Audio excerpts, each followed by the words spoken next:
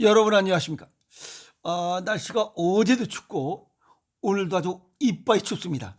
조금 따뜻하게 감기 걸리지 않도록 이렇게 좀 지내세요. 뭐 전방에서 이렇게 그 철책선 경계 근무하시는 분들에 대하면 아주 그냥 이건 뭐 완빵이죠. 그냥 이렇게 좋은 데가 없죠. 그래서 국군 장병 아저씨들에게 감사한 마음도 전해드립니다. 어젠가 제가 슬그머니 이렇게 사무실 나오려고 걸어오는데 이제 신호등에 걸려서 하얀 차가 하나 쫙 옵니다. 보니까 아주 새 차의 카니발이에요. 근데 차차차차차차 이렇게 옵니다. 그래서 야 이거 새 차는 소리가 차차차차차차 이렇게 나는가 보다. 그리고 쫙 쳐다봤어요. 보니까 그 멍청한 새끼가 앞바꾸가 빵꾸난지도 모르고 그냥 길에 이로 달리는 거예요. 미친놈이지. 예? 난 그래서 새 차는 차차차차 이렇게 또 흔 차는 블르르르 이렇게 달리는 줄 알았어요. 보니까 이 앞바꾸 빵꾸가 난 걸 모르고 그냥 달리는 거예요. 그 멍청한 놈이지. 빵꾸가 나면 차 한쪽으로 쏠리고 벌써 이게 무겁습니다. 핸들이 잘 안 들려요. 그렇게 멍청한 놈이 냅다 달립니다. 새 차라고. 아유 미친놈. 사실 오늘 그 얘기하려고 그런 게 아니고 오늘 날씨가 무척 추워요. 그래서 따뜻하게 생강차 한 잔 딱 타가지고 책상에 다리 올려놓고 햇빛 딱 쐬면서 무슨 생각을 했냐면 인연이라는 것과 이 은인 그리고 감사 이런 거에 관한 세상 사는 이야기 그게 갑자기 쫙 스쳐갑니다. 그래서 오늘 그 이야기 나눠드리도록 하겠습니다. 인연이라는 거 사전적 의미로 보면 뭐 어떤 사물이나 사람들 사이에 맺어지는 관계와 우리가 얘기하는 연줄이죠. 그리고 이 뭐 인연의 종류는 하나만 있는 게 아니에요.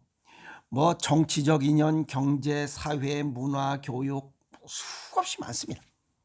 그런 인연들에 대해서 소중하게 생각하고 감사해야 되는데 그렇지 않다는 거예요. 그래서 인연이 끊어지는 거예요. 왜? 저쪽도 사람이기 때문에 그래요. 그리고 우리가 뭐 은인하면 제일 소중하게 여기는 게 생명의 은인이다. 요거 은인, 은혜를 베풀어 주는 사람이야. 또 베풀어 준 사람. 요거 은혜라는 걸 또 이 사전적 의미 찾아보면 자연이나 남에게서 받은 고마운 혜택이라고 이렇게 정의하고 있어요. 그리고 요거 그 은혜 해자 이걸 한자로 풀어보면 참 기가 막힌 뜻이 숨겨져 있어요. 남에게 베푸는 선한 마음. 아시겠어요? 선한 마음. 요거는 무슨 글자를 이 본뜬 거냐면 그 이 실타래 있잖아요. 이 실타래 여기 실타래 했는데 이거 실타래가 앵긴 것을 풀어주는 사람이에요. 그러니까 타인의 상대방의 또 다른 사람에게 아픔이 있는 것을 풀어줄 수 있도록 도와준 사람. 그게 은인이에요. 우리가 뭐 일반적으로 얘기할 때 그냥 어려울 때 도와준 사람. 이걸 은이라고 얘기해요. 보면 굉장히 그 얘기가 아주 깊은 뜻이 숨겨져 있는 글자입니다. 은혜 해자가. 그리고 여기 그걸 갖다 뭐 방추라고 그러죠. 여기 실타래 이걸 풀어줬다. 내가 풀지 못하는 것들을 이렇게 그걸 풀도록 도와줬으니까 굉장히 나는 이제 살아난 거죠. 그게 안 풀렸으면 인생 그냥 끝난 거지. 아시겠어요? 그런 뜻으로 받아들이는 겁니다. 생명의 은이다. 내 생명이 끊어질 뻔했는데 살아났다는 거죠. 그래서 어려움을 도와준 사람, 그것을 생명의 은이라 이렇게 이야기하고 있습니다. 또 다른 뜻으로는 뭐 은혜, 온정, 자비를 베풀다, 뭐 여러 가지 이렇게 뜻들 갖고 있어요. 그래서 은혜를 베풀다, 뭐 이런 것들 전체적으로 보면 뭐 모든 것을 포용하면서도 베푸는 사람, 뭐 어쩌고 저쩌고 어려울 때 도움을 준 사람. 도움을 준 것들 이런 것들 전부 다 은인이라고 표현할 수가 있습니다. 왜? 자연이나 남에게서 받은 것. 타인은 사람이고 자연입니다. 아시겠어요? 자연에게서도 감사함을 느껴야 된다는 겁니다. 그것도 은인이라는 거예요. 그러면 이런 은인에 대해서, 그런 받은 것에 대해서 감사함을 표현해야 돼. 동양의학적으로 유형적인 감사와 무형적인 감사예요. 유형적인 감사는 무슨 뭐 물건, 뭐 굴비나 뭐 김치나 이런 것들, 이런 건 선물 줄 수 있어. 그리고 무형적인 거, 이건 감사합니다. 미안합니다. 감사합니다. 고마워요라고 하는 이런 미안해요, 고마워요, 감사해야 하는 이런 12글자를 기본으로 합니다. 근데 그걸 왜 못하냐 이 말이에요. 여기에 보면 느낄 감자 사례할 사자죠. 여기 보면 오감을 통해서 하는 걸로 돼 있어요. 오감. 하나만 아니야. 마음만 하는 게 아니고 모두 남김없이 다 알아요. 그러니까 뭐 글씨를 쓰던 고마워요, 꽃감을 주던 뭐 김치를 주던 뭐 이런 볼펜을 하나 사주던 어떤 것든지 감사하는 마음을 표해야 된다는 거예요. 아셨어요? 그런데 이런 미안해요, 고마워요, 감사해요, 문자나 뭐 일기를 쓰거나 뭐 여러 가지를 통해서 유형적, 무형적인 감사를 표현하는데 그것 자체도 모르고 그냥 당연한 것처럼 생각하는 사람들이 있어요.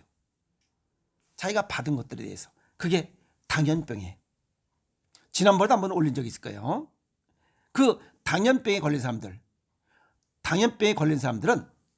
책을 읽지 않고 공부가 잘 이루어지지 않은 사람들이에요. 건강과 질병에 관한 이야기로 국한해서 정리하면 외국의 사례 같은 경우를 보면 10가지 불편한 증상이 있어요. 그중에 뭐 어떤 치료, 정신적 치료나 육체적 치료를 통해서 한 가지라도 좋아지면, 한 가지로 개선됐으면 아주 감사하다고 아주 감사를 표합니다. 그런데 이 우리나라 사람들은 10가지 중에 10가지가 다 좋아져야만 감사한 거야. 그러니까 9가지 좋아질 때까지는 전혀 감사함을 표하지 않아요. 감사할 줄도 몰라요. 그게 외국 사람과 우리나라 사람들의 차이예요. 그러면 왜 이런 차이가 나느냐 이게. 똑같은 사람인데. 감사할 줄 알면 알수록 내 몸과 마음이 양기로 가득해지는 것을 모르기 때문에 그래. 그러면 건강해지고 순환이 잘 되고 젊어지고 마음이 따뜻해져요. 그럼 관상이 달라집니다. 그래서 관상을 보면 그 사람의 모든 걸 다 볼 수 있는 거예요. 그래서 소중한 거예요. 에이? 그리고 크고 작은 이러한 도움들에 대해서 당연한 것으로 여기는 사람들 왜 그러냐 하는 거예요. 그것은 교육 부재가 가장 큽니다. 교육이 어떤 교육이 있어요?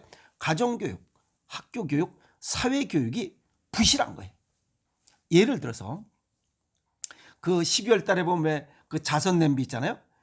그 자선 냄비에 우리나라 사람들은 부모가 같이 가다 거기에 자선 냄비에 돈을 넣을 때 예를 들어서 10,000원짜리 하나를 갖다 놓으면 애 보고 너 갖다 놓으라고 해요. 그것은 강요입니다. 교육이 아니에요. 그 아이는 나중에 커서 절대 지 스스로 갖다 놓지 않습니다. 어른 돼서 누가 놓으라라고 하지 않는 바에는 안 놓습니다. 외국의 엄마들은 아니에요.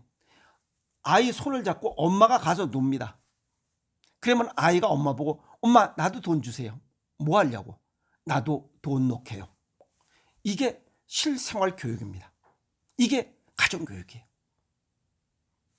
차이입니다. 아시겠어요? 그리고 영국과 독일 이런 유럽의 엄마들은 아이가 잘못했을 때 현장에서 잘잘못에 대한 교육을 해요. 그런데 우리나라는 그게 아니죠.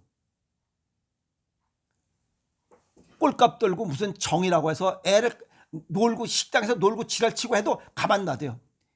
또 얼마나 웃긴 일이 있어요? 학교에 가서 무슨 뭐 지 애 새끼들이 잘못한 건 모르고 학교 와서 공부하는데 문 열고 서 선생 뺨따구를 때리는 그 애비년들이 그게 제대로 되겠어요? 그 자식 새끼가 제대로 되겠어요? 가정교육이 개판이니까 그 애비놈이 학교에 와서도 그래. 군사부 일체야. 교육을 제대로 못 받은 놈의 그 애비놈이. 그러니까 꼬라지가 그 자식 새끼 학교에서 제대로 안 되니까 선생한테 꾸중받고 그러니까 또 가서 들이대고 지네 엄마한테 가서 또 지 위주로 얘기했겠지. 지 잘못은 모르고. 그러니까 그놈은 커서 양아치밖에 안 되는 거예요. 아시겠어요?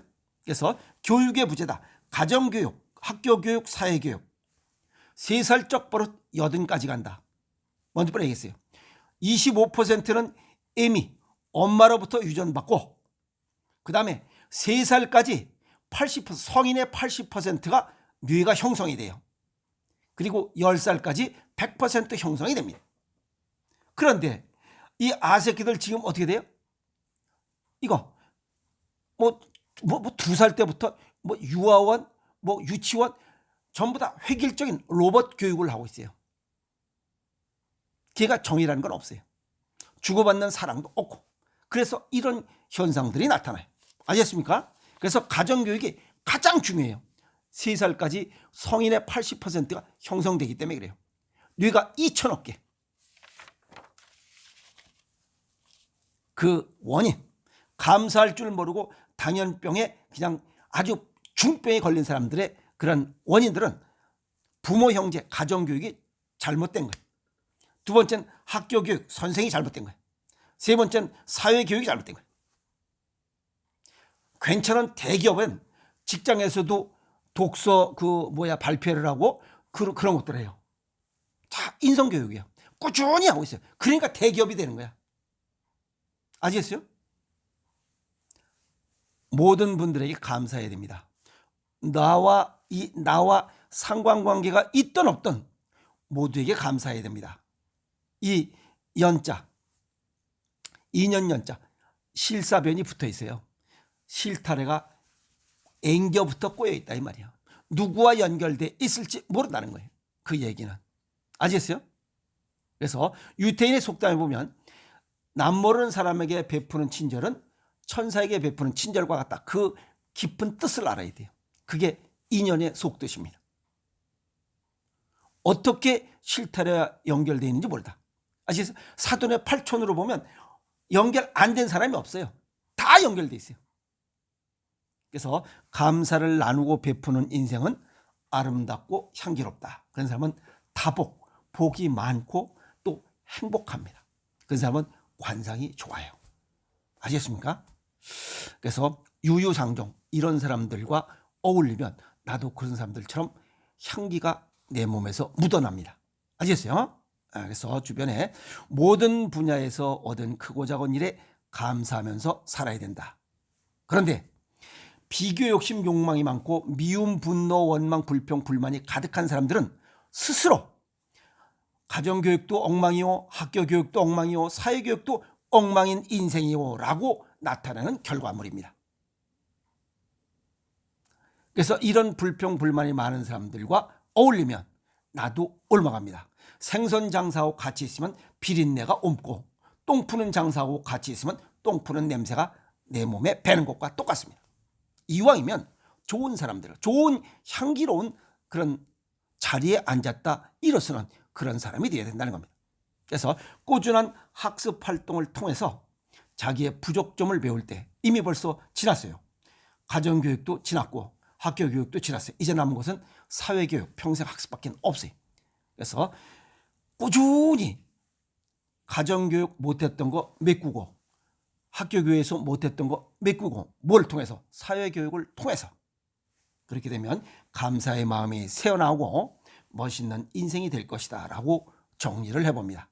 그래서 사회활동을 하면서도 항상 책 속에 지식, 지혜, 교훈이 있으니까 그런 걸 통해서 부족한 것들을 메꾸고 하다 보면 사회활동할 때도 감사할 줄 아는 사람들과 어울리면 그들의 향기가 내 몸에 뱄니다. 아시겠어요? 그래서 유유상종, 나도 같은 물, 그 사람과 같이 물들고 같은 냄새, 향기로운 냄새를 풍기는 그런 인생을 살아가는 게 더 멋있고 행복한 삶이 아닌가 이렇게 오늘 정리해봤습니다. 그래서 감사할 줄 알고 고마울 줄 알고 고마워할 줄 알고 작은 인연에 감사하는 것, 이게 소확행입니다. 하루 소확행이 1년이면 365개 소확행이 돼야 1년이 감사한 거예요. 맨날 찌그러졌다가 한꺼번에 왕창 이런 행복은 없습니다. 아시겠어요? 소확행이 누적됐을 때 그 인생이 행복한 겁니다. 그래서 오늘 인연과 은인에 대해서 주변의 모든 것들 감사하게 생각하고 이렇게 부드러운 마음을 갖는 그들과 함께하는 이런 노력을 한다면 건강과 웃음이 함께하고 또 건강과 웃음이 넘쳐나고 멋있는 인생을 살아갈 것이다 라고 오늘 정리를 해봤습니다. 아시겠습니까? 그래서 이런 부족한 것 메꾸면서 항상 멋있게 살아갑시다. 아시겠습니까? 화이팅!